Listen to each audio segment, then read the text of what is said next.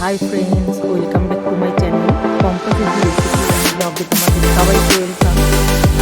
তোমরা সবাই ভালো আছো, আমিও ভালো আছি। আজকে চলে এসেছি আবারও একটা টিপসের ব্লগ নিয়ে। এখানে নেওয়া আছে পাতিলেবুর চোকলাটা। আমরা সাধারণত পাতিলেবুর শরবত খেয়ে কিংবা পাতিলেবু খেয়ে চোকলাটা ফেলে দিই, কিন্তু এই চোকলাটা ফেলবো না। আজকে এই চোকলাটা দিয়েই একটা কামাল করে দেখাবো। চলো দেখতে থাকো।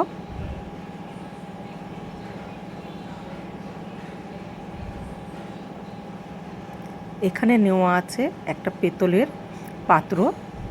দেখো বেশ কালো, শুধু পাতিলেবুর চোকলাটা কিন্তু এখানে লাগানোতেই একদম ঝা চকচকে হয়ে যাবে নিমিষের মধ্যেই। এক নিমিষেই কিন্তু একদম পরিষ্কার হয়ে গেছে। এটা আগেও দেখেছো, এবার এটা লেবুটা ঘষার পরেও দেখবে এটার কামালটা পাতিলেবুর চোকলার কামাল না ফেলে দিয়ে এটা কাজে লাগানোই ভালো। আমিও লাগাচ্ছি কাজে। দেখো পেতলের বাসনটা একদম ঝা চকচকে হয়ে গেছে, চকচক করছে। তোমরাও এটাকে এইভাবেই কাজে লাগাও, দেখবে তোমাদের ঘরেরও পেতলের বাসন একদম চকচক করবে। কিংবা পেতলের অন্য কোনো কিছু জিনিস থাকলেও সেটাও আমি দেখাচ্ছি, একদম পরিষ্কার হয়ে গেছে।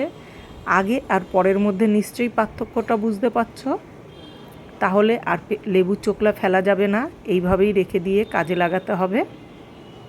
আর এই ছোট্ট ব্লগটা যদি তোমাদের ভালো লেগে থাকে তাহলে কিন্তু অতি অবশ্যই লাইক, কমেন্ট, শেয়ার আর সাবস্ক্রাইব করো, আর পাশে থাকা বেল আইকনটা প্রেস করে দিও।